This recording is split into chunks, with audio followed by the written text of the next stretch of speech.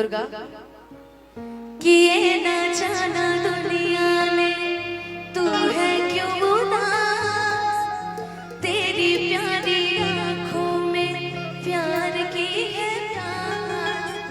आ मेरे पास आ, कह जो कहना है, 1000 में मेरी बहना है।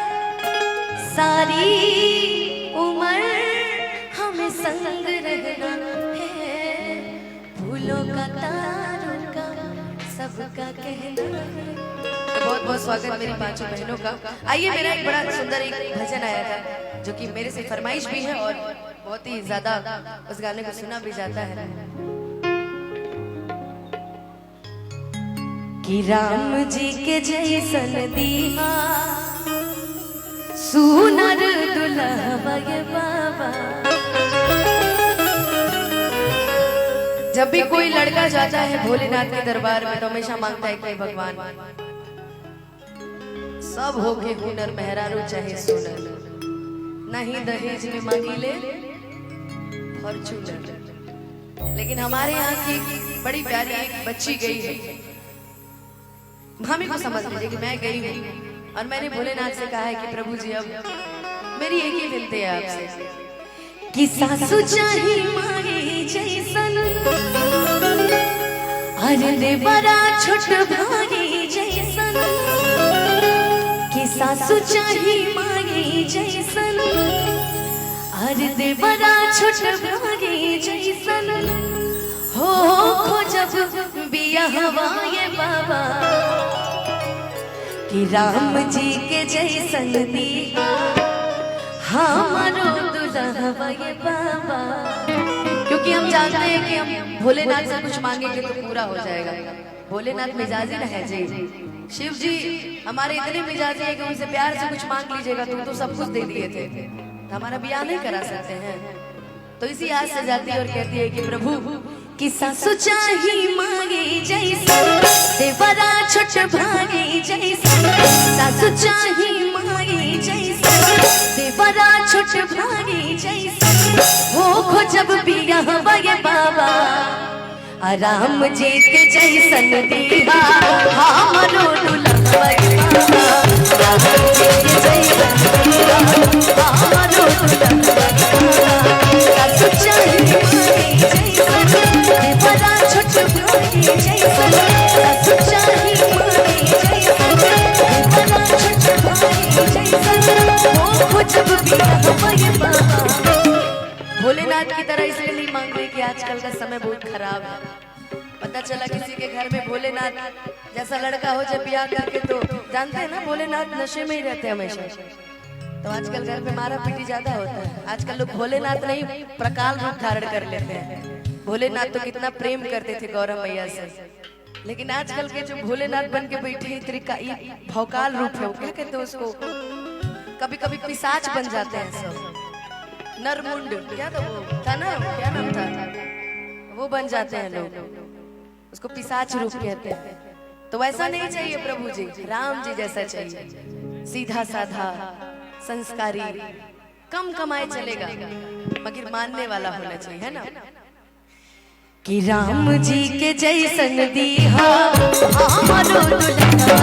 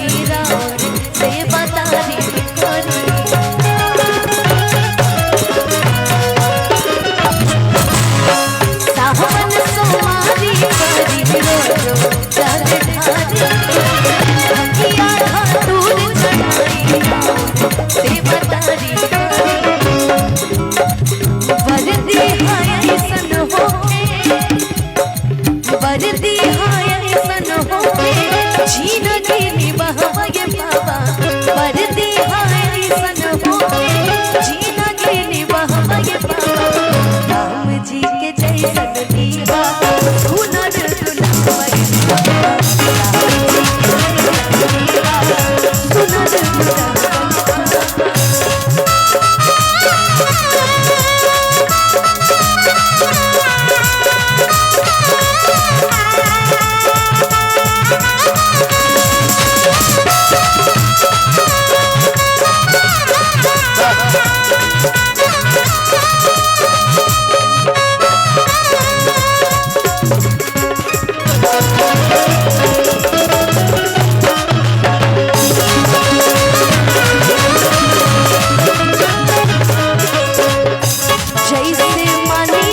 बाबा सुनर दुलारे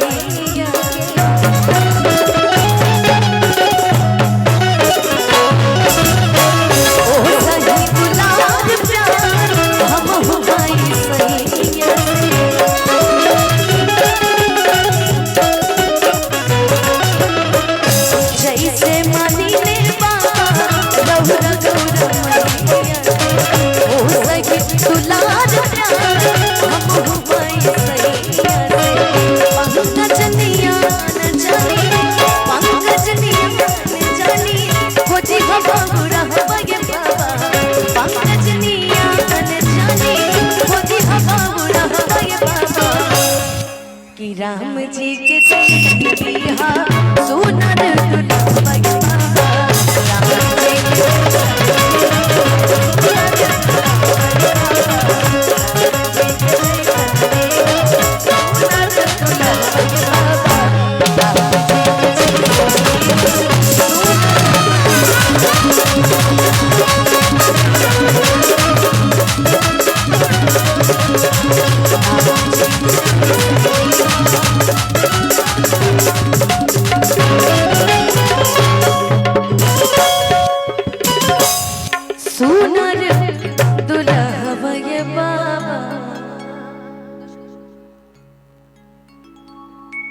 हेलो हेलो एक बार जोरदार तालियां चाहेंगे, जोरदार तालियां। इतनी सुंदर सी आवाज और सुरीली आवाज में जब हम भजन सुनते हैं तो फिर भजन सुनने से ही हमें ये महसूस हो जाता है कि हम ईश्वर के पास हैं। और जब ईश्वर के पास होने का